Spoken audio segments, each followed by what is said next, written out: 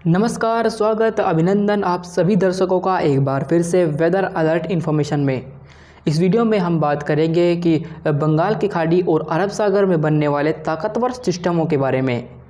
इस समय बंगाल की खाड़ी और अरब सागर काफ़ी ज़्यादा सक्रिय है और हो सकता है कि आने वाले समय में हमें लगातार एक के बाद एक दो समुद्री तूफान देखने को मिल जाए।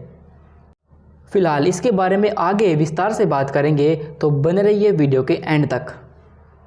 20 अक्टूबर के आसपास अरब सागर में लगभग इस जगह एक सिस्टम डेवलप होगा जो कि लगातार प्रभावी होता रहेगा और डिप्रेशन, उसके बाद डीप डिप्रेशन और अंत में साइक्लोन स्टॉर्म बन सकता है। लेकिन ये सिस्टम काफ़ी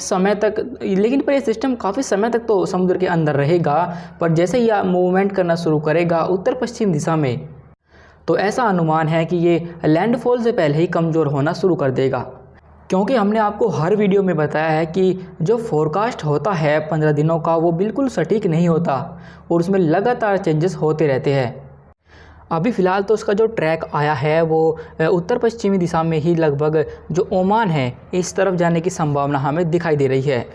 इसके बारे में हम विस्तार से बातें करते रहेंगे, लेकिन अब हम देखते हैं कि बंगाल की खाड़ी में जो सिस्टम डेवलप होगा वो भी कितना स्ट्रॉन्ग होगा और उसका क्या ट्रैक होने वाला है।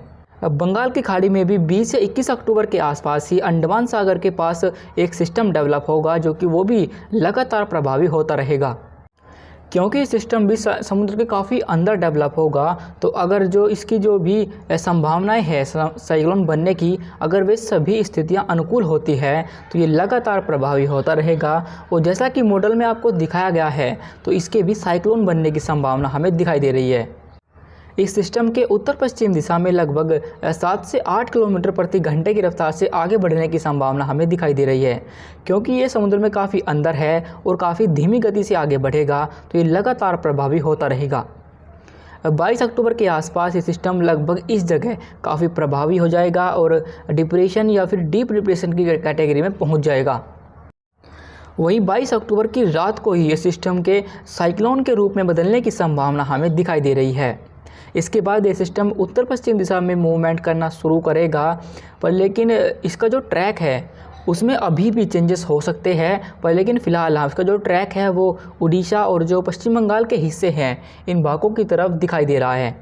क्योंकि ये सिस्टम काफ़ी प्रभावशाली हो जाएगा, तो इसकी वजह से अब बंगाल की खाड़ी की जो हवाएं हैं वे इसने सभी हवाएं अपनी तरफ अट्रैक्ट कर ली है, जो कि इसके चारों तरफ घूम रही हैं। 23 अक्टूबर की शाम को आगे बढ़ते हुए सिस्टम के जो उड़ीसा और साथ ही जो पश्चिम बंगाल के तटीय हिस्से हैं यहाँ से रिकर्व करके बांग्लादेश और पूर्वोत्तर भारत की तरफ मुड़ने की संभावना हमें दिखाई दे रही है। लेकिन हम आपको एक बार फिर से बता दें कि इसका जो ट्रैक है इसमें अभी भी चेंजेस हो सकते हैं और अगले 24 घंटों के दौरान एक बार फिर से इसका जो नया अपडेट आएगा उसके बारे में हम आपको जानकारी देंगे। लेकिन फ़िलहाल अभी जो अपडेट है इसके हिसाब से ही इसके पूर्वोत्तर जो बांग्लादेश का हिस्सा है इन भागों की तरफ जाने की संभावना हमें दिखाई दे रही है। लेकिन फिर भी ये सीधे तौर पर लैंडफॉल ना करे, पर इसके प्रभाव की वजह से फिर भी उड़ीसा और पश्चिम बंगाल और साथ इसके जो आसपास के हिस्से हैं इन भागों पर काफ़ी भीषण हवाएं चलेंगी और काफ़ी व्यापक बारिश होगी। और अगर ये सीधे तौर पर लैंडफॉल करता है तो इसकी वजह से काफ़ी भीषण हवाओं के साथ साथ मूसलाधार बारिश होगी, जिसकी वजह से जनजीवन अस्त व्यस्त हो सकता है।